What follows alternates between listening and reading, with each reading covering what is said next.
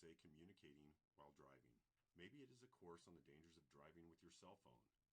Maybe it is how you use your new CB handle. Or maybe it is how you communicate with other drivers.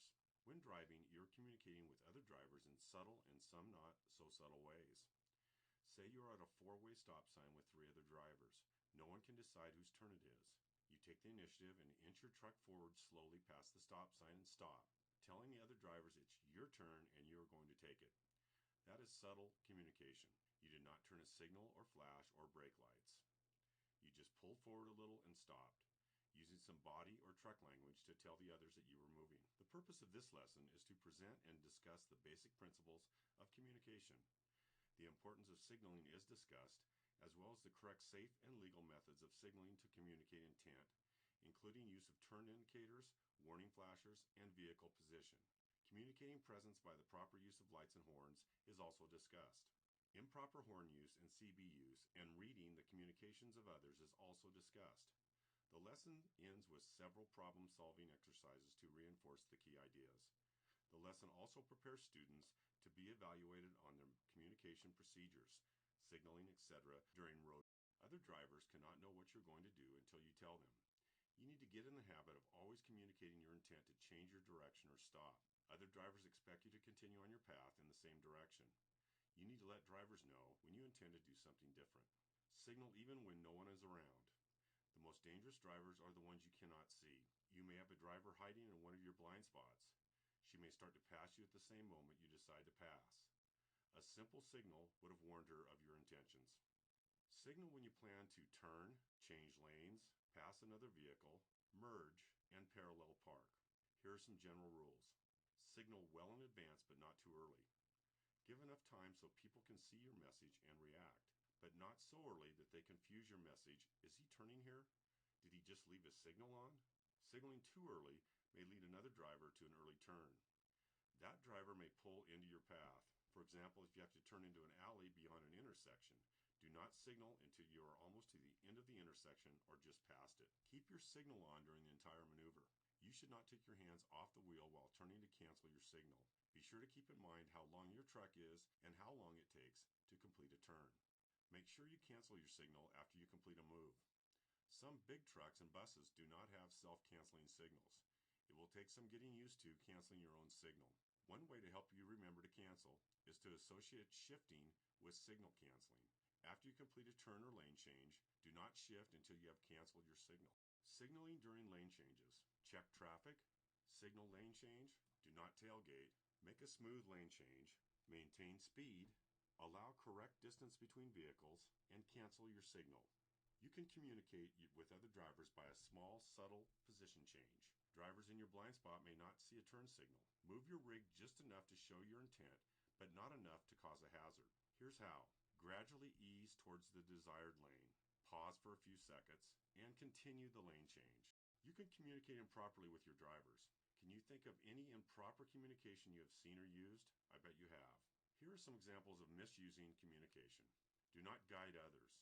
Signaling others that it is safe to pass or enter traffic is not legal. Do not give other drivers any kind of signal that it is safe to pass or cross your path. Federal and most state regulations prohibit it.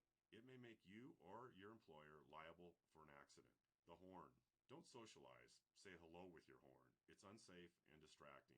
Don't use the horn to express your emotions in anger or frustration. Do not use your air horn to bully other traffic. It could frighten other drivers. They could panic and react, causing an accident. You could be held responsible. Your horn should be reserved for two things. 1, communicating presence to avoid danger, and 2, warning of immediate danger. A CB radio is a good communication tool if it's used safely and legally. It is also a distracting and dangerous tool if used improperly. Here are some legitimate uses for a CB radio.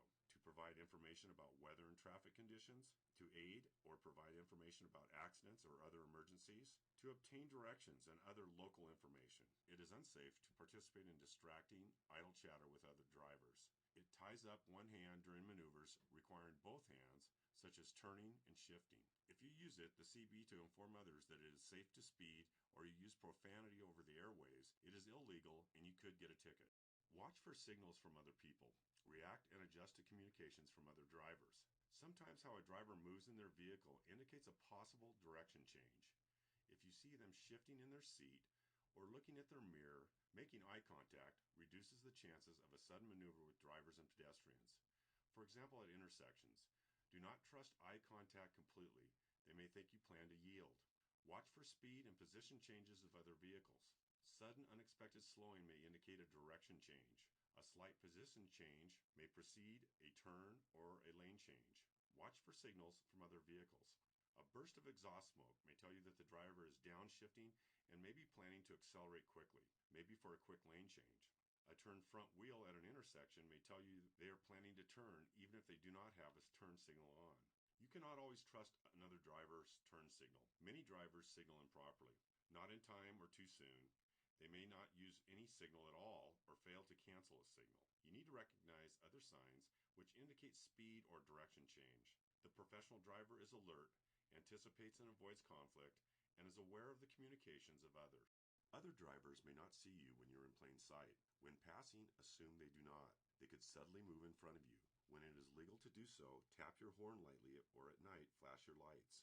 Drive carefully enough to avoid a crash, even if they do not see or hear you. When it is hard to see at dusk, dawn, or in rain or snow, make sure yourself is easier to see. Turn on your lights. Use the headlights, not just your clearance lights. When you pull off the road and stop, be sure to turn on the four-way emergency flashers. This is very important at night. Do not trust the taillights to give warning. Drivers have crashed into the rear of a parked vehicle because they thought it was moving normally. If you must stop on the side of the road, you must put on your emergency warning devices out within 10 minutes. You need to let others know where you are. There are several methods you can use. Horn, headlights, and warning signals. Use of horn to communicate your presence. Use light taps on your electric horn to gain attention. Sometimes it helps to establish eye contact with another driver or pedestrian. Use your electric horn to get the attention of a bicyclist or a pedestrian, a driver at an intersection that is looking in the other direction. A driver ahead of you is getting ready to change into your lane. An adjacent driver signaling entry into your lane. What does communicating your presence say to others? It alerts others so they will avoid sudden moves into your path. Communicating alerts drivers of situations that may create a conflict. It gives others time to react safely to avoid the conflict. Research has shown that accidents can be reduced with proper communications. Use your air horn to communicate imminent danger. Your air horn is loud. It frightens other road users. It causes other road users to react suddenly and make a sudden move. Sometimes it's important to give a loud early warning. So when should you use a loud long blast with your air horn? When a quick response is needed by another person is needed, like when children, another pedestrian, or a vehicle suddenly starts into your path. If your brakes fail, to let others know your vehicle is out of control. Use it when your electric horn can't be heard, like towards a driver of a noisy vehicle like a farm or construction vehicle. Be alert to situations when other drivers do not seem to be aware of your presence. Use the tools you have to communicate your presence to other road users. Some situations warrant that you use your lights to be seen. Turn your headlights and clearance lights on during early morning, on gray days, in bad weather conditions. When oncoming drivers have sun in their eyes, use your lights. When you are having trouble seeing other vehicles, other drivers are probably having trouble seeing you. Sometimes you're almost invisible without lights. Your lights on, you're much more visible with them on. Use your low beams when you're around others. Your high beams can blind other drivers even during the daytime. Your lights are often a better way to communicate than your horn. If they are on, flash them rather than honking. Headlights communicate presence in non-emergency situations. Your four-way flashers are used to communicate the presence of your vehicle in certain situations. During nighttime roadside stops, it creates a hazard to be stopped on the side of the road with just your taillights on. You may not be seen, or other drivers may try to follow you. Use your four-way flashers at prolonged stops. Use your four-way flashers to indicate an emergency stop. It's absolutely necessary if an accident or broken down vehicle obstructs traffic. Use them when you are traveling on the interstate at or below the minimum speed limit. Use driver body movement as a clue. Drivers tend to look in the direction they are going to turn. You may sometimes get a clue from a driver's head and body movements. They may be going to make a turn even though the turn signals aren't on. Drivers making over-the-shoulder checks may be going to change lanes. These clues are most easily seen in motorcyclists and bicyclists. Watch other road users and try to tell whether they might do something hazardous. Warn drivers behind you if you need to slow down for any reason. A few light taps on the brake will warn following drivers. Use your four-way flashers when you are driving slowly or are stopped. Warn drivers in any of the following situations. If you spot trouble ahead, the size of your vehicle may make it hard for drivers behind you to see.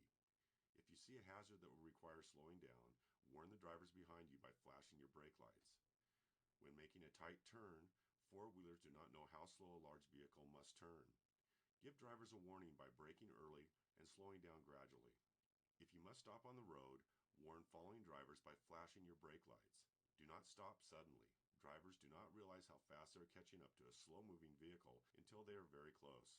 If you must drive slowly, alert following drivers by turning on your emergency flashers if it is legal to do so. When putting out your triangles, hold them between yourself and the oncoming traffic for your own safety. Use your horn when needed. It can help avoid a crash. However, your horn can startle others and could be dangerous when used unnecessarily.